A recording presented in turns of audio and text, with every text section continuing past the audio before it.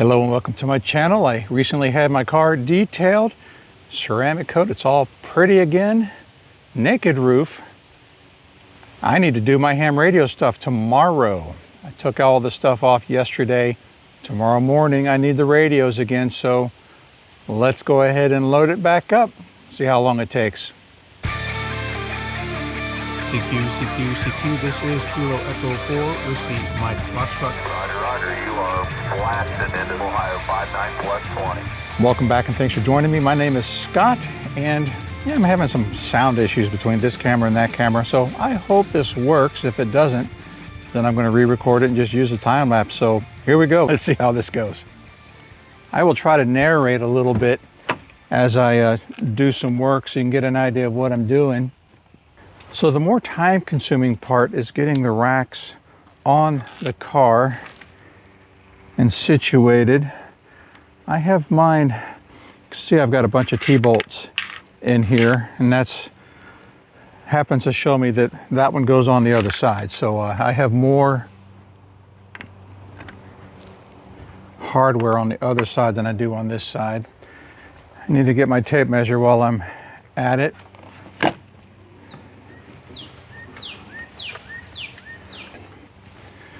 All right, you would think that I followed directions and put this exactly where it's supposed to be, but I didn't. I have a custom setting that I use, 14 inches from the windshield to the front landing pad. So there's that one. There's that one. The center of this is someplace where it had never been before because I used to center it here and here.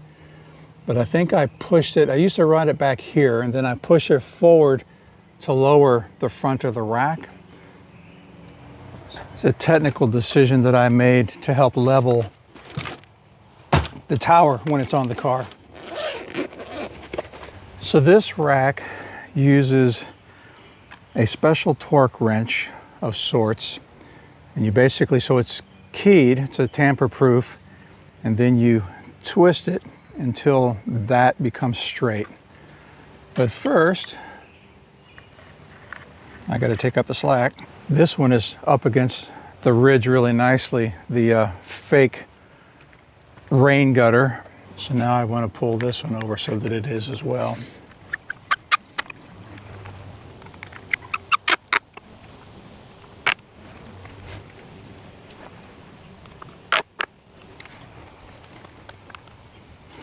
And then once it's on and seemingly straight, you give it a good tug, then open the back doors. Kind of the same deal here. Driver's side of the car has more T-bolts than the passenger. And on this one, instead of measuring from the windshield, I'm measuring for a 28-inch crossbar spread.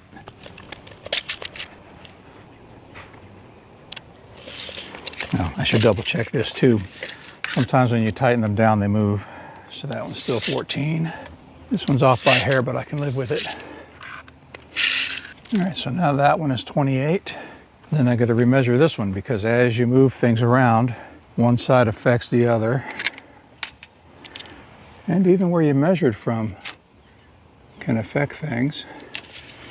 All right, that looks pretty good. So this is a very tight fit, because I'm riding it back farther than the factory says to do it. I'm breaking some rules. You know me, I avoid warranties. And then once I have it in place, I start tightening stuff up or down. Is it tightening up or tightening down? You tell me. I'm gonna take this off. I'm too busy talking. I'm not listening to any music. While the car is at the shop getting detailed, I do a pretty thorough inspection of the rack. I have done internal damage to previous racks. This flush bar setup, I think, is stronger and it appears to be holding up well. Did you see that? I just moved this whole thing, so now I got to measure it again. Sometimes the hardware gets bound up a little bit. And this one needs to be pulled quite a bit this way.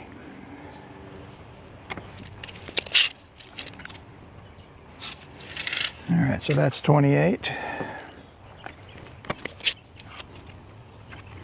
And now that one's 28. I'm gonna loosen this one a bit so that I can pull it that way.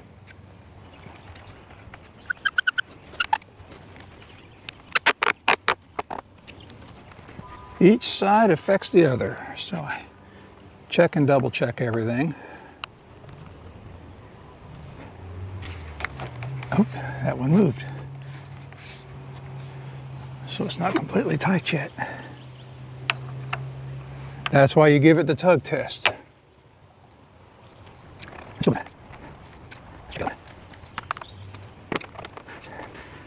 Maybe I'm tugging on it harder than they tell you to. That's always a possibility. Because you don't want to over tighten them because you'll damage the door jambs.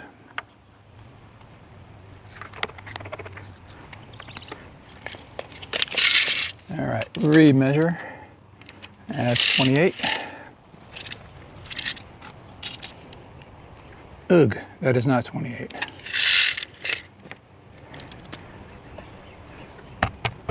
I shouldn't be able to do that, but I did. Let's see what it does.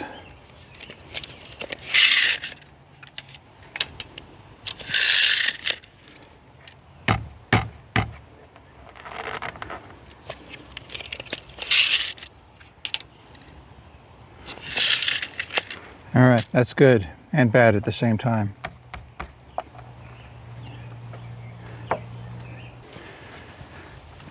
All right, so what we'll do is we'll go ahead and put the super struts on. That'll help strengthen things a little bit. And while I'm at it, I'm going to go ahead and replace some hardware. These fender washers, these are rubber. I got the rubber ones because I can get them thicker. And they're just there to protect the finish a little bit, but they rot. So I'm replacing all of these. It's Amazon. You can't ever buy just 2 or 4 of something. It always has to be a bag of 50 or 100 or something nutty like that. So here we go. And now to very carefully pull out one complete strut assembly, complete with an antenna and some hardware. I forgot there's hardware inside of this. We're not ready to put that down completely yet. Let's see if I can do this while I'm facing you. So well, I'm not blocking your view. So I gotta pull that off. This is a T-bolt. That's what these look like. That's how all my hardware is attached. Then I gotta run my bonding strap through there. So that's going through the crossbar, under the T-bolt, and then the T-bolt runs right on up flush with a trim cover. I think I need this to ride forward. And then this one rides here, all the way forward, I believe. And a metal fender washer on top of the rubber. That's to help the rubber keep the rubber from being sandwiched into the openings of the strut bar. Flat washer, kind of a sandwich. Split washer, spring washer, whichever way you want to call it. And then a 5/16 inch nut. Same deal up here in the front.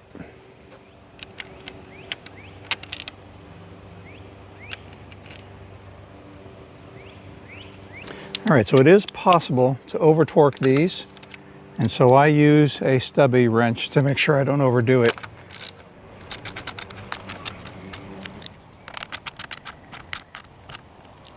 Tiny little finishing piece here. And then that goes back on. I have formed these wires so well, these braids so well, that it just mates right up. This is a special torque wrench, by the way. It clicks. I will lock that later. So that was done. This one is done. Let's do the other side. Again, we will carefully pull the completed strut tower out. Strut channel, I should say. It's not a tower. This one is bigger and heavier.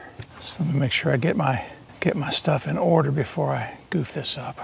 I think I need to come up with it first, which there go all the washers. Rest you here for a minute. You know what? Go down and then up. All right, so I got all the bolts lined up, but I did not put the washers in. So on this side, I need 4. Oh, I almost forgot.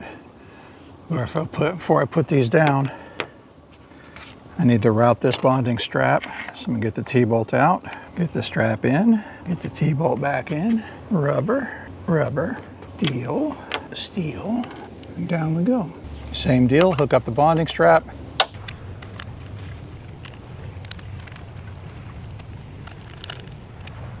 All right, I think it's time to get those up and out of the way.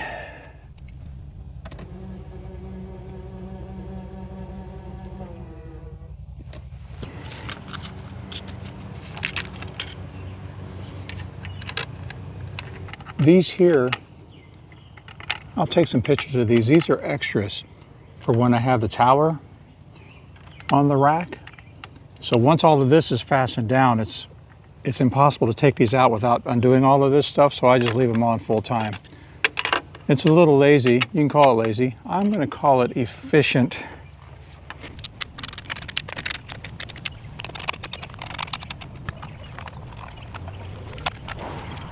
All right. So now I will lock the covers down.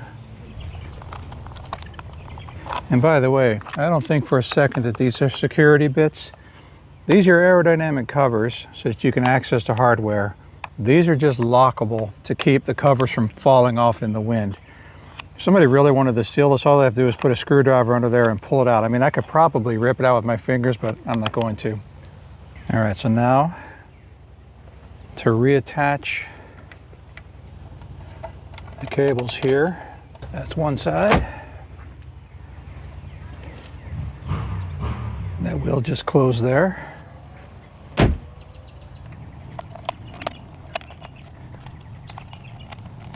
All right, that's the other side.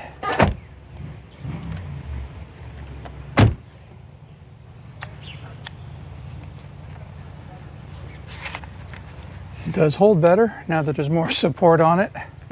Put the ATAS back on.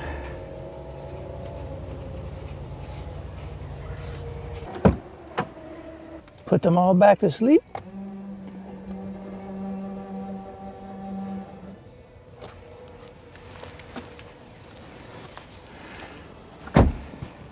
And we mustn't forget the Mestastic node.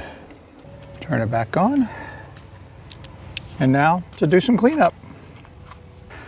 So let me know what you think of that. That took about 40 minutes, including some errors that I had to go back and fix. So 40 minutes, no rush, just getting it done.